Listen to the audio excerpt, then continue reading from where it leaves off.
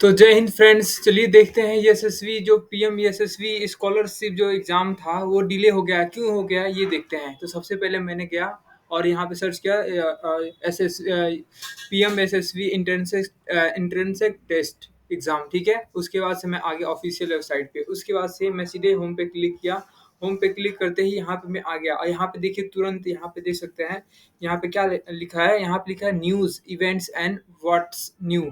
मतलब यहाँ पे कुछ जो भी नोटिस आता है इस सरकार के द्वारा, तो ये ऑफिशियल वेबसाइट है। यहाँ से मैं आया तो फर्स्ट पे यहाँ पे लिखा है इम्पोर्टेंट। यहाँ पे लिखा है, क्या लिखा है एक बार आपको मैं पढ़ के सुनाता हूँ। यहाँ पे लिखा है इम्पोर्टेंट नोटिस रिगार्डिंग यशस्वी इंट्रेंस टेस्ट 2023। ठीक है, आई होप आप पढ़ लिए होंगे। यहाँ पे ये देखिए, मैं इसको वो कर दे रहा हूँ, क्या बोलते हैं इसको, हाईलाइट कर दे रहा हूँ। उसके बाद से मैंने इस पे क्लिक करके इसको ओपन कर लिया और इस पे कुछ इंग्लिश में लिखा है। तो मैं समझता हूँ कि अगर मान लीजिए हमें समझ में नहीं आ रहा है इंग्लिश में क्या लिखा है, तो फिर मैंने गूगल ट्रांसलेट किया। तो पहले ऊपर से थोड़ा सा समझ लेते हैं।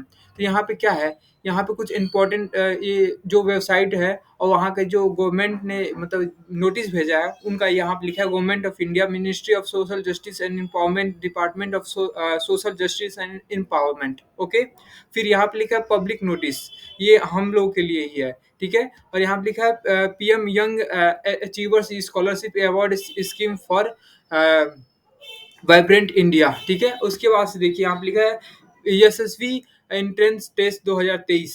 अब मान लीजिए हमें ये समझ में नहीं आ रहा है इतना ज़्यादा अंग्रेजी, तो हम अंग्रेज के औलाद तो है नहीं। तो उससे अच्छा है हम सीधे क्या करते हैं, सीधे चलते हैं गूगल ट्रांसलेट पे और वहाँ से देखते हैं क्या होता है। तो मैंने क्या किया, वहाँ पे पेस्ट कर लिया गूगल पे। तो आपके लिए ईजी हो जाए इसलिए मैंने पेस्ट कर दिया और यहाँ पे देखिए कितना अच्छा है। यहाँ पे मैंने सर्च किया था वो सब ठीक है, जितना मैं बताया था वहाँ तक ठीक है। और यहाँ से देखिए क्या है, यहाँ ये डेट है ना हमारा जो 29 तारीख को होने वाला था, 29/9/2023, मतलब आज से 3 दिन बाद। आज तो 26 तारीख है, तो आज से 3 दिन बाद 29 तारीख को होने वाला था, लेकिन नहीं होगा। क्या बात है, नहीं होगा एग्ज़ाम। अब देखिए क्या, क्यों नहीं होगा, ये इन्होंने कोई कारण नहीं बताया, वो उन्होंने बस ऐसे बता दिया है। मैं इसको हिंदी में एक बार पढ़ के बताता हूँ ऊपर से। जैसे गवर्नमेंट ऑफ इंडिया लिखा था यानी कि भारत सरकार। ठीक है, तो आप, मैं हिंदी सिर्फ पढ़ूँगा, आप इंग्लिश मतलब देख लीजिएगा। मैं आपको लिंक जो पीडीएफ है उसको डिस्क्रिप्शन में दे दूँगा, आप डाउनलोड कर लीजिएगा, कोई बात नहीं। अब देखिए आगे, यहाँ पे लिखा है कि भारत सरकार सामाजिक न्याय और आधिकारिक मंत्रालय, सामाजिक न्याय और एवं आधिकारिक विभाग, सार्वजनिक नोटिस, ये सभी के लिए है, मतलब सार्वजनिक मतलब सभी के लिए।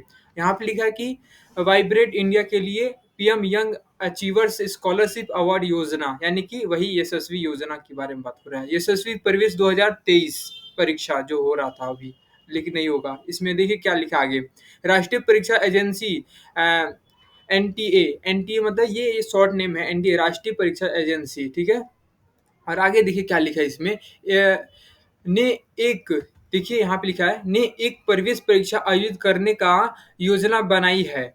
छात्रवृत्ति प्रदान करने के लिए उम्मीदवारों के लिए चयन के लिए 29/9/2023 को परीक्षा पीएम यशस्वी की योजना के तहत, यहाँ तक मैंने पढ़ लिया, आपने समझ लिया होगा। ठीक है, अभी तक कुछ इंपॉर्टेंट नहीं बताया। अब देखिए आगे, स्कूलों में शीर्ष श्रेणी की शिक्षा ओबीसी, और यहाँ पे अलग अलग जो कास्ट के लोग होते हैं ईबीसी या डीएनटी, जो हम लोगों ने भरा होगा, मतलब जो स्टूडेंट्स ने भरा होगा, उन सभी जो ओबीसी के होंगे, ईबीसी के होंगे या एनडीटी के होंगे। ठीक है, ये कास्ट है हमारा।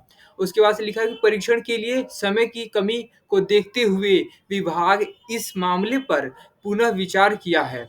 यानी कि देखिए यहाँ पे आंसर आपको मिलने वाला है, जस्ट 2 मिनट में मिलने वाला है। लिखा है परीक्षा के समय की कमी, यानी कि परीक्षा नहीं होगा। ये देखिए क्या लिखा है, परीक्षा की समय की कमी को देखते हुए विभाग ने यह इस मामले पर पुनः विचार किया है, यानी कि निर्णय लिया है कि यह तय किया है कि एंट्रेंस की जगह टेस्ट जिसके आवेदकों को, यानी कि जो इंट्रेंस, जो हम लोगों ने जो फॉर्म भरा था, मतलब आवेदक हम है ना, जो हमने फॉर्म भरा था, आवेदकों को पर अतिरिक्त बोझ यानी कि प्रेशर ना पड़ने पड़े, इसलिए क्या किया है कि इसके लिए चयन इस वर्ष, मतलब सिर्फ इस वर्ष यानी 2023 में जो हम लोगों ने भरा था ना, उसके लिए इस वर्ष अब मेरिट के आधार पर तैयारी की जाएगी, यानी कि मेरिट लिस्ट के आधार पे हमें स्कॉलरशिप मिलेगा। अब देखते हैं स्कॉलरशिप जो मिलने वाला है मेरिट लिस्ट पे, वो कैसे मिलेगा, हमारा जो क्राइटेरिया है, क्या हम एलिजिबल हैं या नहीं है। ये देखिए, 8वीं और 10वीं की कक्षा में प्राप्त अंकों को जैसा लागू हो ध्यान में देते हुए, यानी कि देखिए क्या हुआ कि 8वीं और 10वीं की परीक्षा जो हमने दिया है, ठीक है, दिया है, उसके बाद से लिखा है कि प्राप्त अंकों को जैसा लागू हो ध्यान में रखते हुए प्रति योजना अ, दिशा निर्देश छात्रों को चयन यहाँ पे लिखा है एनएसपी के माध्यम से किया जाएगा। यानी कि ये सिर्फ 8वीं और 10वीं के आपके परीक्षा के अंकों के आधार पे ये निर्धारित किया जाएगा, ये तय किया जाएगा कि वो बच्चा एलिजिबल है या नहीं है। और वो एलिजिबल किस प्रकार से होगा, जब उसके सभी छात्र जिन्होंने 8वीं और 10वीं में 60% या उससे अधिक अंकों को प्राप्त किया है, वो सभी एलिजिबल हैं। यानी कि उन उन सभी को ये शुभ अवसर मिला है कि वो इसको मतलब स्कॉलरशिप को पा सकते हैं। ठीक है, अब आगे देखिए क्या लिखा है। इस एनएसपी पोर्टल पर आवेदन करने के लिए पात्र हैं। ठीक है, यहाँ पे पोर्टल दिया है वो एनएसपी, उस पे हम आवेदन कर सकते हैं छात्रवृत्ति के लिए, क्योंकि जिसका 8वीं और 10वीं में 60% से अधिक आया है। उसके बाद से लिखा है क्या, आगे देखिए।